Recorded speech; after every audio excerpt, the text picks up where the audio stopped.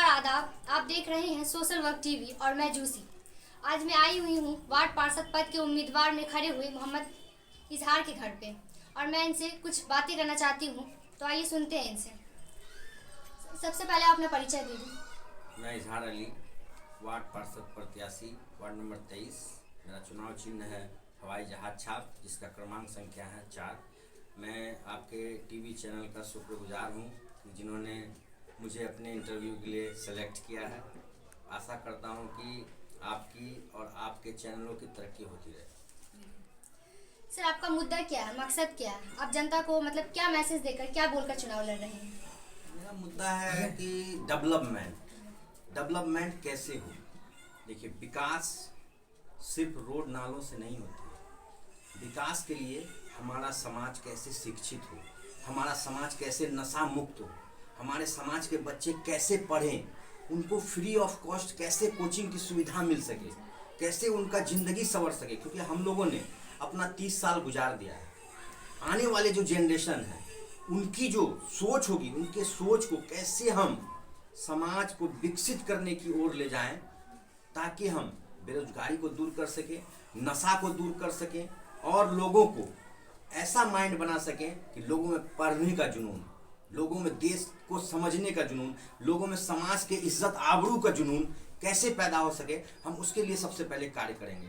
उसके बाद जो जन वितरण प्रणाली है, जिसमें कि 5 केजी राशन काट लिया जाता है, वो किसी का कटिंग नहीं होगा। जो मूलभूत सुविधाएं मिलनी चाहिए सरकार के द्वारा, इंदिरा आवास हो, पेंशन योजना हो, उसके बाद जो है वृद्धा पेंशन योजना हो, विधवा पेंशन योजना हो, उसके बाद राशन कार्ड हो, आधार कार्ड हो, वोटर आई कार्ड हो, जो उनको मूलभूत समस्या मिलनी चाहिए, जो परेशानी है उन परेशानियों को दूर करने का काम करेंगे। जिनको इंदिरा आवास नहीं मिला है उनको इंदिरा आवास दिलाने का काम करेंगे। उसके बाद जिनको वृद्धा पेंशन नहीं मिल रहा है उनको पेंशन चालू करवाने का काम करेंगे। जिनका राशन कार्ड नहीं बना है उनको बनवाने का काम करेंगे। और जिनके परिवार पहले 4 थे, अब उनके बाल बच्चे के शादी विवाह हो चुके हैं, तो उनका भी कार्ड अलग होना चाहिए, उनका भी हम अलग कार्ड बनवाने का काम करेंगे। और जिनको शौचालय की योजना नहीं मिल सकी है उनको शौचालय दिलवाने का काम करेंगे। सबसे अच्छा, आप जो इतने दिनों से मेहनत कर रहे हैं, तो आपको लोगों से क्या रिस्पांस मिल रहा है? मैं लगातार लगभग 17 सालों से समाज सेवा में अपना वक्त दिया है। ये तो हम सब देख रहे हैं। और लोगों की मेहनत, जो लोग मेरे लिए आज खड़े हो रहे हैं, लोग हमारे मेहनत को देख के जो अपनी मेहनत स्वेच्छा से आ रहे हैं, बिना किसी लालच के मेरे पास आ रहे हैं, मेरे पास सट रहे हैं, हमसे मोहब्बत दिखा रहे हैं, वो इखलास दिखा रहे हैं, वो प्यार दिखा रहे हैं, वो आशीर्वाद और वो दुआ दे रहे हैं, ये हमारे लिए सबसे बड़ी बात है। चुनाव हार जीत लगी रहती है, क्योंकि ईश्वर, खुदा, भगवान, अल्लाह, वाहेगुरु, आप जिनको कह लीजिए, ईश्वर एक है। सबको समानता का अधिकार दिया है। किसी के बदन में कोई ठप्पा नहीं है कि ये अलग धर्म का है। हम लोग सिर्फ इंसानियत को मानने वाले लोग हैं, और सबसे पहला धर्म होता है इंसानियत। अगर आप सच्चा इंसान बनते हैं तभी आप किसी धर्म को अनुयायी बन सकते हैं। और मैं स्वयं प्रयास करता हूं हमेशा सारे समाज को लेकर के चलने का, क्योंकि जब मुसीबत का वक्त आता है उस समय सच्चे रिश्तेदार समझ में आते हैं कि मेरा चाहने वाला कौन है।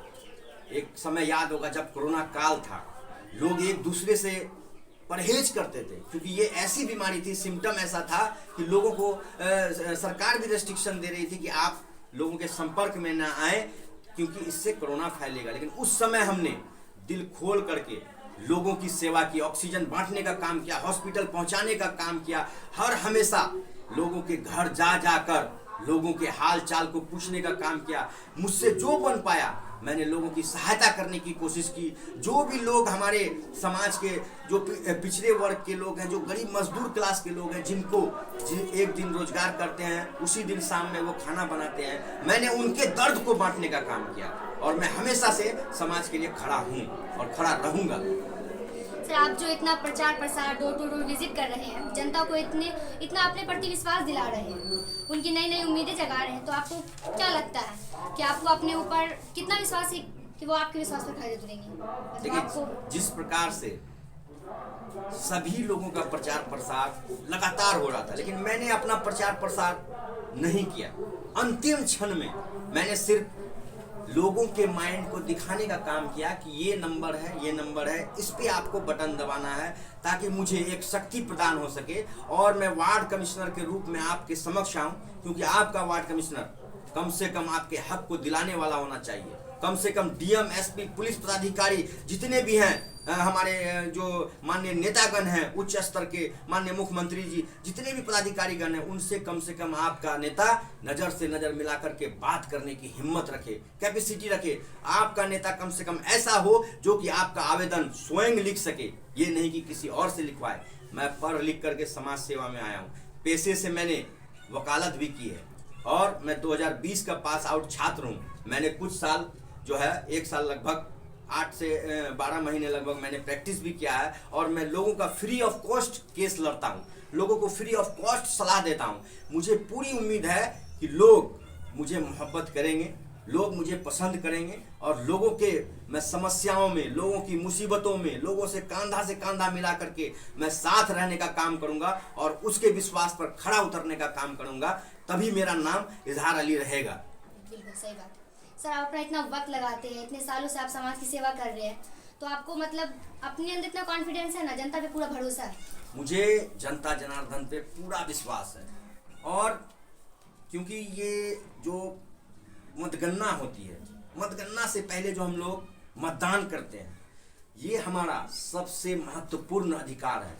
मैं आप लोगों से हाथ जोड़कर नम्र निवेदन करना चाहूँगा कि अपने वोट का सौदा ना करें। अपने वोट का सौदा यानी अपने ईमान का सौदा, अपने बच्चे का सौदा, क्योंकि उसके बच्चे का कल का भविष्य 5 साल आप ऐसे व्यक्ति के हाथ में दीजिएगा जो आपके समाज का नेतृत्व करेगा, लेकिन वो व्यक्ति कम से कम अच्छे छवि का होना चाहिए, वो व्यक्ति कम से कम दिल का साफ होना चाहिए, वो व्यक्ति शराबी नहीं होनी चाहिए, वो व्यक्ति मजबूत होना चाहिए जो आपकी आवाज को प्रशासन के समक्ष रख सके, आपकी आवाज को माननीय जिला पदाधिकारी के समक्ष रख सके, आपकी आवाज को माननीय न्यायाधीश के सामने आपकी आवाज को रख सके मजबूती से, ताकि आपके हक की लड़ाई लड़ सके, वो आपके लिए क्रांतिकारी बन सके, आपके हक को दिलाने के लिए हमेशा तत्पर रहे। वैसे व्यक्ति का चयन करना है, क्योंकि जब हम लोग एक अपनी बच्ची के लिए, अपनी बहन के लिए, अपनी माँ के लिए एक मजबूत स्तंभ चुनते हैं, क्योंकि ये हमारा समाज और ये वार्ड पार्षद एक मजबूत स्तंभ होना चाहिए,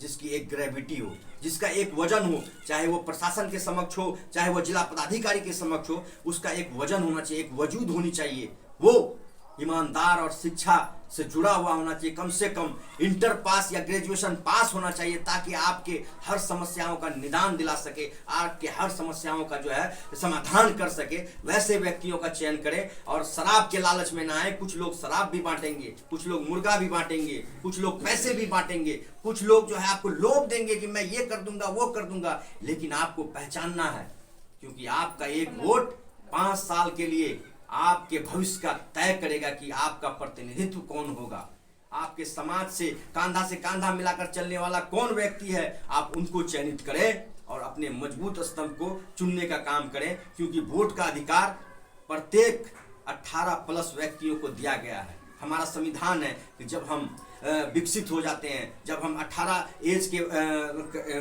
मतलब हो जाते हैं, तब हमें मतदान का अधिकार दिया जाता है, क्योंकि उस समय सोच समझ आ जाती है, उस समय हम अपने सरकार को चुनते हैं, उस समय अपने प्रतिनिधि को चुनते हैं। वो समय आ गया है, आप उन लालची लोगों को ये बता दें, उन शराब पिलाने वाले को ये बता दें कि शराब में वो ताकत नहीं, वो लालच में वो ताकत नहीं, वो पैसे में वो ताकत नहीं, जो दिल से मोहब्बत निकलती है, जो काम करने वाले लोगों की ताकत होती है, उसको एकजुट होकर के मत देने का काम करें। जय हिंद, जय भारत। तो आपने सुना इन्होंने क्या कहा। इन्होंने जितने जुनून और जज्बे के साथ समाज की सेवा के लिए अपना योगदान देने के लिए तैयार है, तो हम इनके लिए प्रे करेंगे कि ये विजय हो और अपना पूरा योगदान समाज को दें। मैं juicy, social work TV, Katihar, Bihar.